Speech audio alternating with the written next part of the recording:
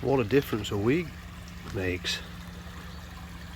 Kent here by the koi pond, and thought I'd start with the koi pond this week. I've just given the skimmer a clean out, feed filters a clean out, which you can see on previous videos. You can see I've got a bowling tub and some anti-bac there, my koi sock, and then pond net. If anyone, just a little tip while I'm just in my head, biggest tip to catching koi in your pond is get a big net. I think that's 80 cm net. Absolutely brilliant. I got it for my birthday treat a couple of years ago. Not a wooden traditional handle, but it extends so it's really long. It's a great handle, really robust, thick, durable, absolutely brilliant. You can really get under the fish and lift up without causing any harm, and quite calm instead of having a little net and them jumping out and stuff. So why am I by the koi pond, and why am I saying what a difference a week makes? Well, I did a video last week, all excited. I'm still excited about my fish that I got from Gatwick Koi. Unfortunately, the Amasako Shiro at the weekend, I think it's now Thursday, I came back from the show, from the Great British Koi Show. I bought a koi, and I'll tell you a bit more about it in a minute. But yeah, the Shiro at Surrey just was fine when it came. It looked in good nick and everything, and then literally at the weekend I came home from the show and I was looking in there, and it got a red mark on its side and looked really stressed and veiny and red, and it died within a couple of days. It just went so quick, really quick. It looked to me like septicemia, bacterial infection. I don't know, I'm no expert, I've obviously not tested it or anything like that, but the other fish are fine. So what message I do want to put out there is, I'm going to tell you something in a minute which is not good practice, but I think a lot of people do it, and I'll get onto that in a minute when I get down the pond. But I've been commenting about what a great season I've had, and I have, touch wood, it's been fabulous. Come out of winter, no problems, took the pond balls off, everything absolutely spot on. Koi looking great, no red marks, no ulcers, over the moon. Today I've noticed, as soon as you mention something like that, you start touching wood, you start thinking, have I just jinxed myself? Anyway, I did scrapes and that in spring, and everything was clean, didn't find anything. But if I zoom in, that Matsuba there, can you see the lighter head, or lighter on his back as well? I noticed that a couple of weeks ago, actually, getting a bit lighter, and I thought, is it just a colour change and things like that? Anyway, I noticed on its side today, on its right hand side, no, left hand side, there was something hanging off it, like a bit of fungus. I don't know what it was. So anyway, this is what some people won't like, but I've took it out today. That's what that's doing up here. I've PP dipped it in 1 gram of PP in 10 litres of water for 5 minutes. You must time it, and you must, if you're dabbling with this type of stuff, you must weigh PP out and your powders. Okay, but I won't advise, it's not to advise people to do it, that's just what I've done. And it's really cleaned the fish. It's quite an aggressive, people say, oh, it's really aggressive and cruel, but what that will do, it will knock any parasites off it, and it will give its body a good cleanse, because it oxidizes any matter on there, any tas. You can see its head and stuff coming off it in parts. It's gone back in, it's been in there a couple of hours now, and it looks happy. And I've noticed one of them, I think that Matsuba, I think it was, on camera actually, or was a Kujaku, flashed on the bottom of the jobby. Now what I've been doing, well, in fact this pond hasn't. I'm going to test for ammonia because I've got an ammonia test kit down there. So that's what I've done there. No other signs, so it could just be changing temperature, changing weather. It could be ammonia spike if the water, because I've noticed, guys, outdoor pond, the water is down to 15 now, so gone are the days of 20 degrees.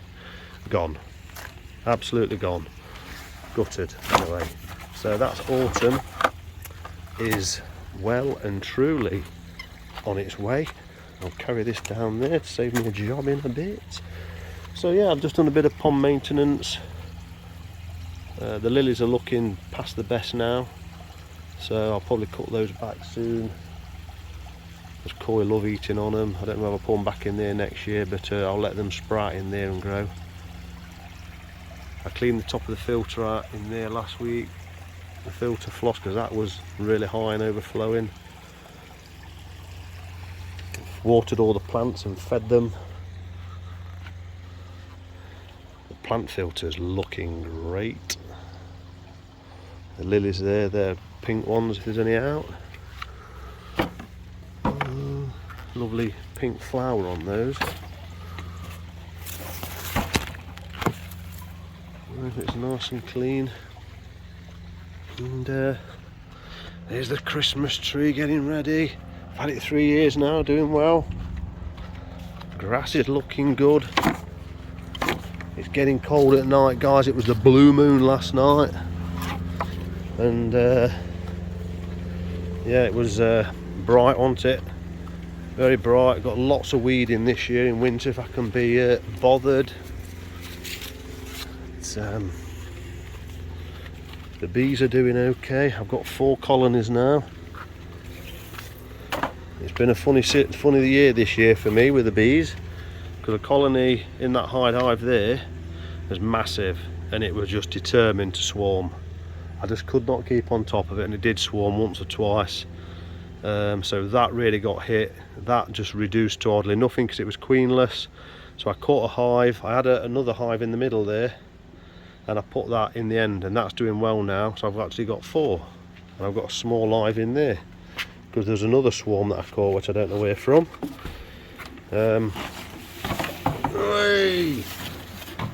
What I've done in here, oh, it's lovely and warm in here. What I have done in here is I've actually potted up my carnivorous plants, so they're looking great. I've brushed all this off, so there's no crap in there. And I'll tell you what I've been up to in here last night. It was last night.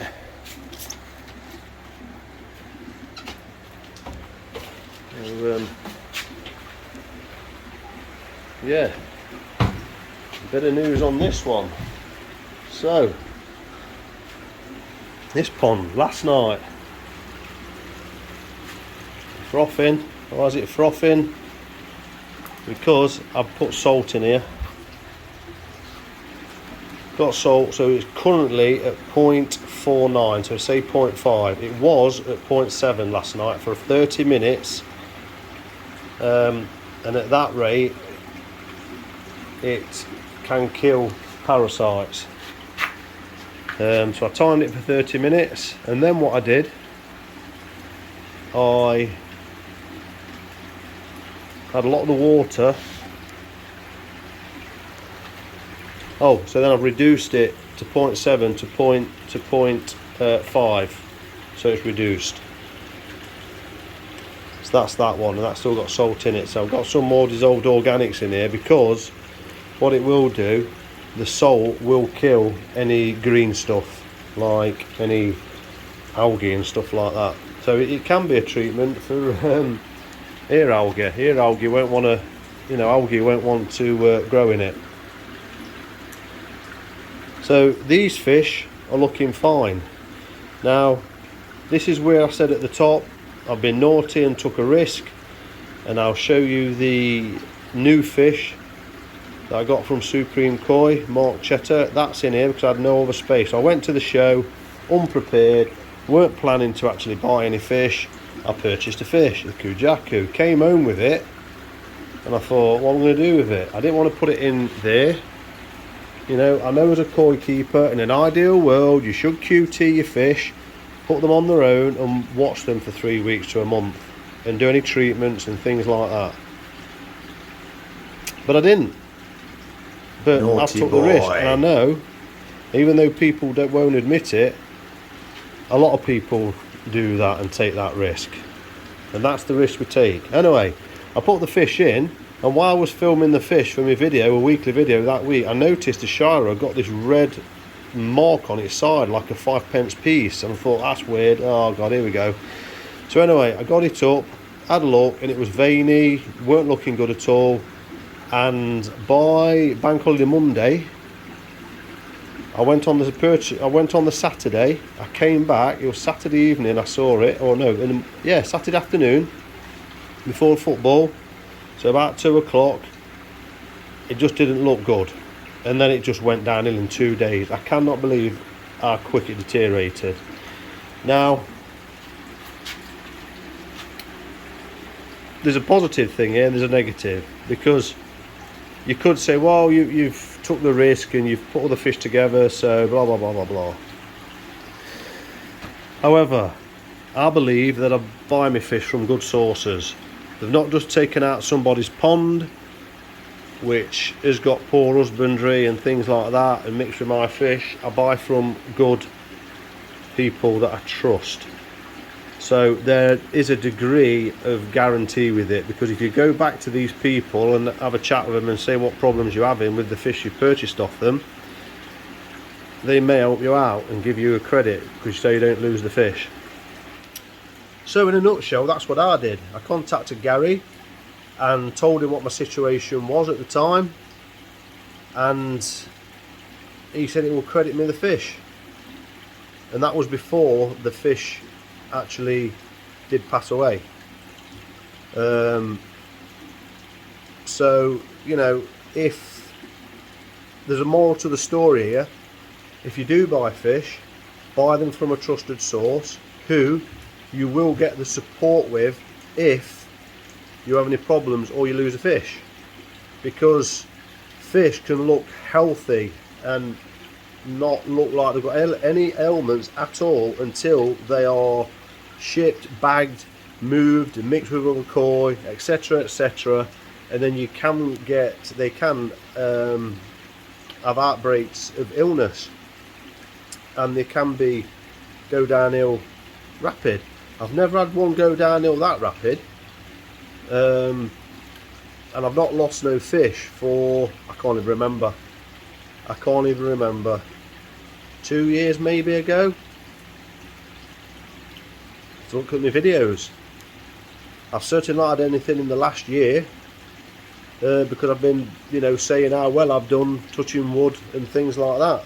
Because normally you have an attack of parasites or something like that, don't you? There's always something with koi, the living beings, and you always get something, because there's parasites all in our ponds waiting to attack that immune system and that fish where the immune system is low.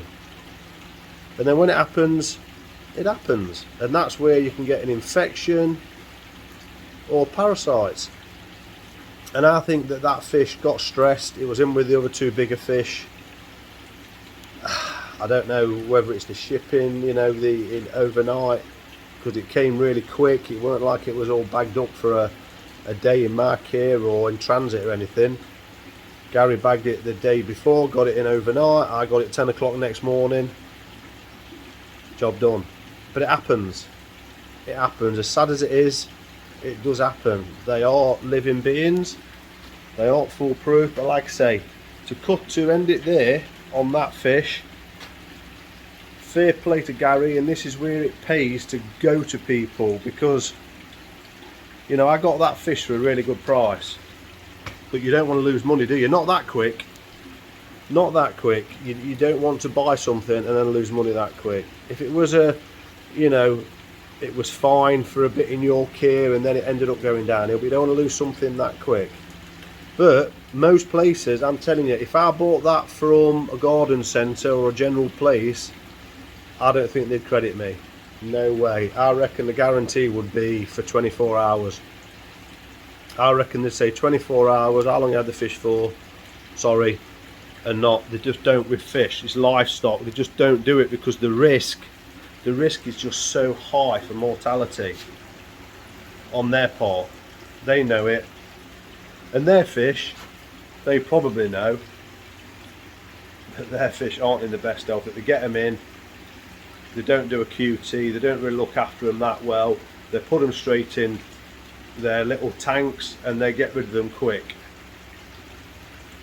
So normally when you buy fish, you look at the bottom of the receipt, it's like 24 hours or something like that. Unless it dies very quick the next day or in transit, you've not got no chance of getting your money back.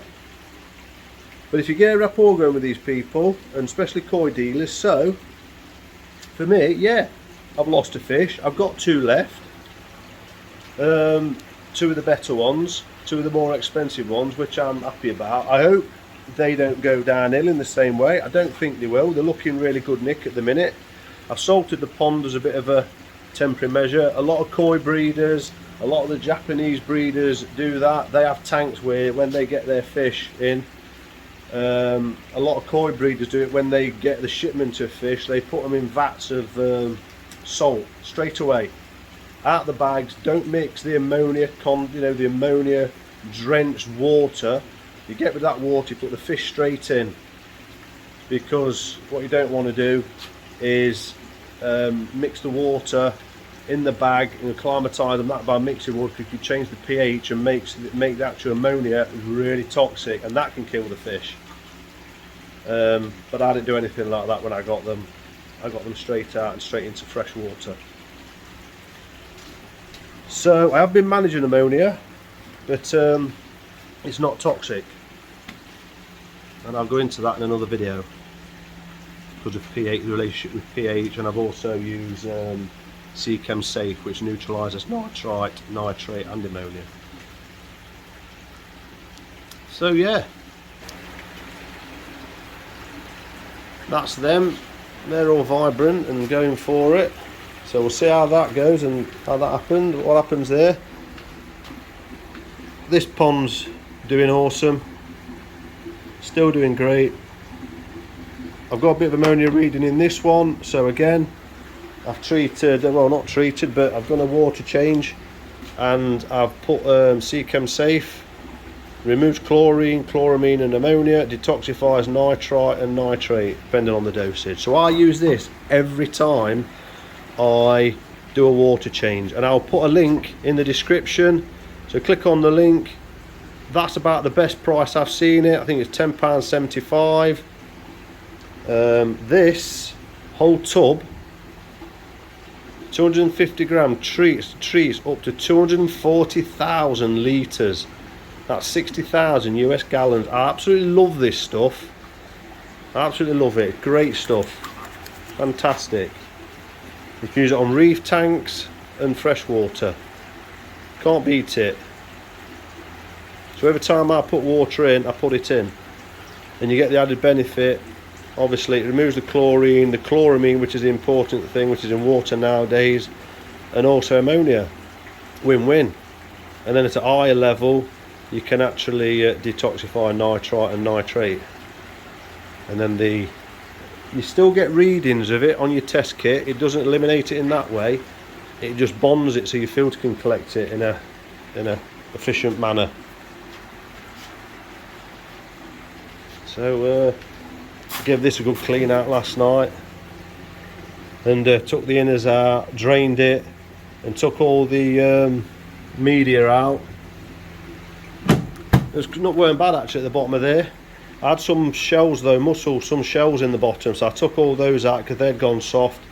Gave it a good hose out. So everything has had, like you do a spring clean, everything has had an autumn clean, if you want to call it that. I think it's good that when you go in, you come out of spring you do something, and when you go into autumn and into winter, before winter, you've got an opportunity to do something there as well. So the only thing left for me now is I've ordered some chloramine tea, and I'm going to add some chloramine tea to my pond. I've made an order from Japan Koi Imports. That's the best place I found to get it from. Now, interestingly, I wanted to support the website, but when you add it's actually, the product's cheaper on their website, but because of the postage, it actually makes the products more expensive until you get up to £49, which is free delivery. So I don't know whether that's not a glitch, but just the way they set it up. So actually I bought it through them, but via eBay, which I didn't want to do in this case, because I wanted to go direct and support them direct and reduce their costs, so they ain't got to give their cut to eBay. But anyway, it was cheaper doing that, so that's what I did. So yeah, I'm going to chloramine tea the top pond, because that's not had no treatments. I normally, and people probably shoot me down again, I'm an advocate of potassium permanganate, and I used to do it as a preventative once in spring and once in autumn. But I haven't for a good, I haven't done it this season. I did it last season, but not this. So these haven't been treated, so I'm trying a different way. But I'm going to put some chloramine tea in that top pond, just to because I've not treated that pond. I've just PP dipped that, so I'm doing a bit of a preventative measure. I know people will say, oh yeah, you're meant to scrape and you treat for what parasites you might have and stuff like that. Well, yes, I agree, but I've been doing this for a few years now, so I kind of got a routine of things, what I know works and things like that. And I'm a believer, I don't care whether you pick it up on a scrape. Ponds, koi and parasites are like, I don't know, symbiotic. They just live together. If you've got a pond, you'll have parasites. So I'm a believer in not going gunno, not just throwing every single product in there as soon as you see a flashing or anything like that. Watch the fish, watch what they're doing, learn what products work the best and learn which ones don't, and go from there. So I've kind of learned a bit of a base now, what works, so I know the chances are there will be parasites in my pond, because I'm getting a couple of flashes. I've got a feeling it might be ammonia, so I'm going to investigate a bit further into that. But it's going to get chloramine teamed anyway, just to reduce the bacterial load in there before I get into winter, before it's like getting a bit too late and really cold, because the nights are getting cold now, as you've probably noticed. They're getting really cold. The pond's at 15, so I'm going to give that pond a good hoovering out on the bottom. The shower's been cleaned at the top, and then put some chloramine tea in there. I normally would do that and hoover out and put PP in, and the pond water just glistens after. It's really good, because that just detoxifies, oxidizes everything. It oxidizes all the organic matter. But I'm going to put chloramine tea in, because chloramine tea does kill parasites as well. So I'm getting the best of both worlds there, and there's a reason why I'm doing it. So there you go. And then that fish, I just sprayed some antibac on top of its skin and just put it in the net for a few seconds with its skin showing above, just so it just soaks into the skin a bit. And hopefully that'll be it with that fish. So I'm going to check the ammonia. I'll do the same with that pond. If I put fresh water in, I've got like an hose pipe that goes through the wall under a slab and puts into the water. So when I drain the water off, I'm blasting cold water in. I'm blasting the tap water in, and then I put the safe in, Seachem Safe in straight away to make the water safe. So that's what I'm on with.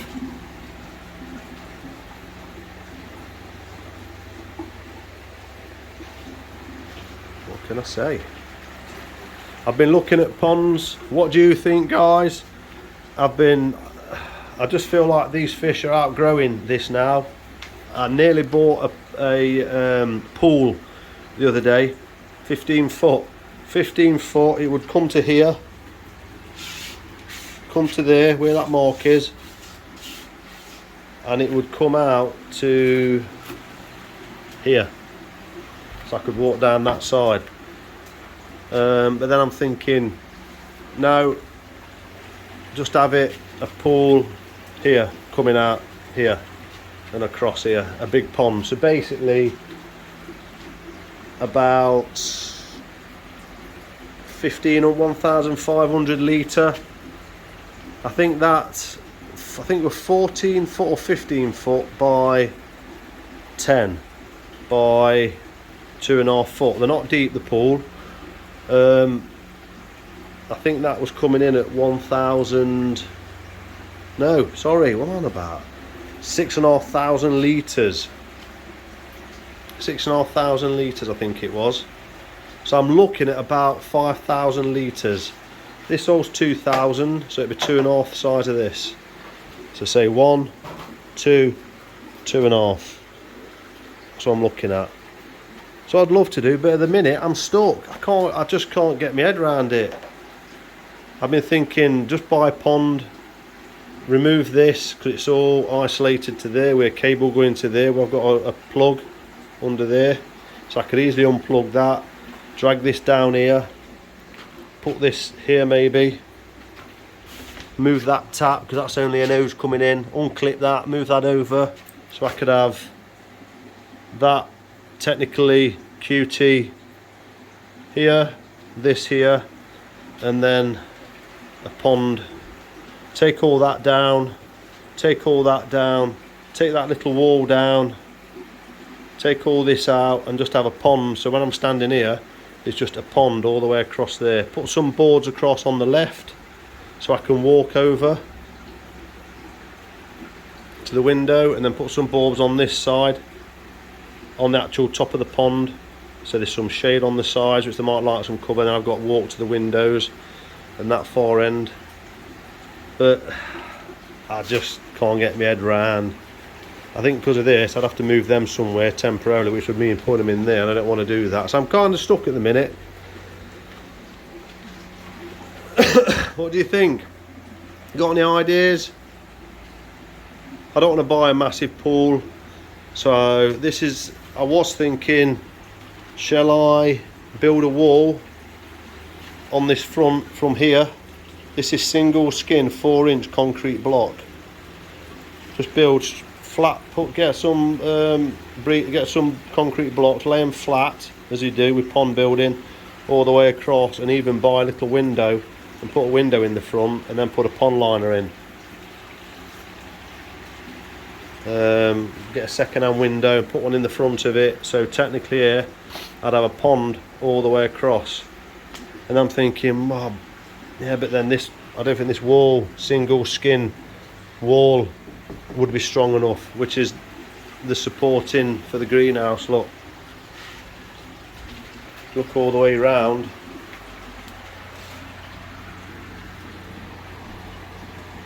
It's actually 4-inch blocks, so it won't come out the front because obviously that's laid flat, but I'm just worried that there'd be too much pressure on these walls and it'd blow a wall out.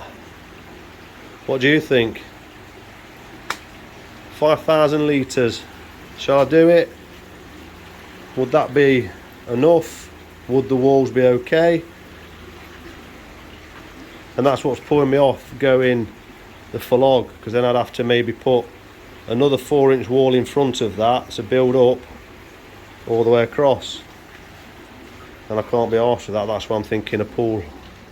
So I'm putting myself on, turning myself on, then turning myself off. Anyway, hope you enjoyed that one. Please hit the subscribe button.